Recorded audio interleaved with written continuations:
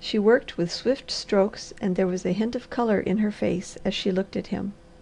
"I hope you won't think I'm greedy," she said, "but truly, that's the first thing I've had that I could taste in I can't remember when." "I'll bring a barrel to morrow," offered the Harvester, "and a big piece of ice wrapped in coffee sacking." "You mustn't think of such a thing. Ice is expensive and so are fruits." "Ice costs me the time required to saw and pack it at my home. I almost live on the fruit I raise. I confess to a fondness for this drink. I have no other personal expenses unless you count in books, and a very few clothes such as I am wearing, so I surely can afford all the fruit juice I want." "For yourself, yes." "Also for a couple of women, or I am a mighty poor attempt at a man," said the Harvester. "This is my day, so you are not to talk, because it won't do any good. Things go my way." "Please see what you think of this," she said. The Harvester arose and bent over her. "That will do finely," he answered. "You can stop. I don't require all those little details for carving. I just want a good outline. It is finished. See here." He drew some folded papers from his pocket and laid them before her. "Those are what I have been working from," he said. The Girl took them and studied each carefully. "If those are worth $5 to you," she said gently, "why then I needn't hesitate to take as much for mine. They are superior." "I should say so," laughed the Harvester, as he took up the drawing and laid down the money. "If you would make it half that much I'd feel better about it," she said. "How could I?" asked the Harvester. "Your fingers are well trained and extremely skilful. Because some one has not been paying you enough for your work is no reason why I should keep it up. From now on you must have what others get. As soon as you can arrange for work, I want to tell you about some designs I have studied out from different things, show you the plants and insects, and have you make some samples.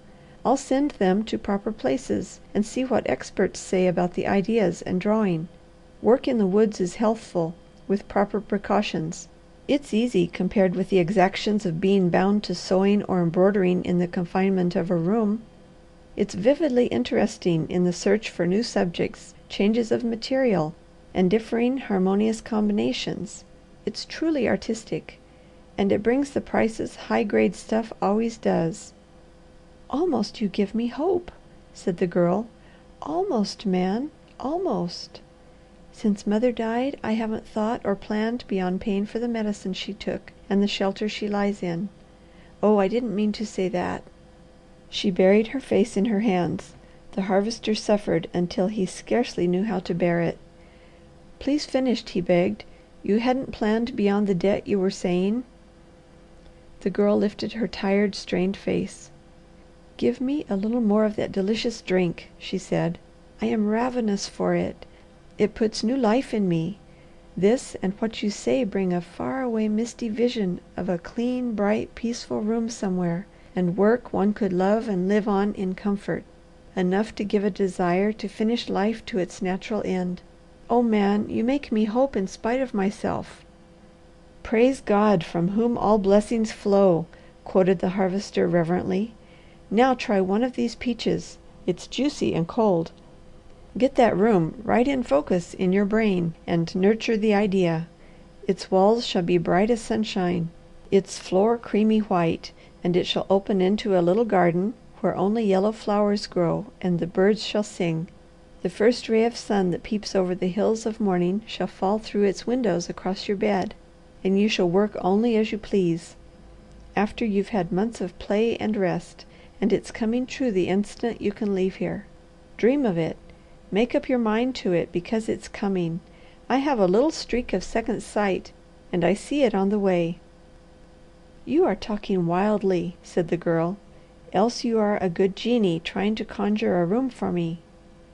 "This room I am talking of is ready whenever you want to take possession," said the Harvester. "Accept it as a reality, because I tell you I know where it is, that it is waiting, and you can earn your way into it with no obligation to any one." The Girl stretched out her right hand and slowly turned and opened and closed it. Then she glanced at the Harvester with a weary smile. From somewhere I feel a glimmering of the spirit, but oh, dear Lord, the flesh is weak," she said. "That's where nourishing foods, appetizing drinks, plenty of pure, fresh air, and good water come in. Now we have talked enough for one day and worked too much. The fruit and drink go with you. I will carry it to the house and you can hide it in your room. I am going to put a bottle of tonic on top that the best surgeon in the state gave me for you. Try to eat something strengthening and then take a spoonful of this and use all the fruit you want. I'll bring more to morrow and put it here with plenty of ice. Now suppose you let the moth go free," he suggested to avoid objections. "You must take my word for it that it is perfectly harmless, lacking either sting or bite, and hold your hand before it so that it will climb on your fingers. Then stand where a ray of sunshine falls, and in a few minutes it will go out to live its life." The Girl hesitated a second as she studied the clean-cut, interested face of the man. Then she held out her hand, and he urged the moth to climb on her fingers. She stepped where a ray of strong light fell on the forest floor and held the moth in it. The brightness also touched her transparent hand and white face and the gleaming black hair. The Harvester choked down a rising surge of desire for her and took a new grip on himself. "Oh!" she cried breathlessly, as the clinging feet suddenly loosened and the Luna slowly flew away among the trees. She turned on the Harvester. "You teach me wonders!" she cried. "You give life different meanings. You are not as other men."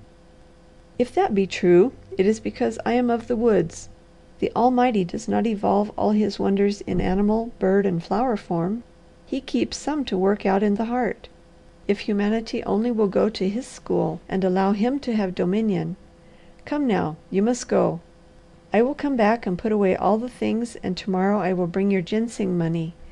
Any time you cannot come, if you want to tell me why, or if there is anything I can do for you, put a line under the oilcloth.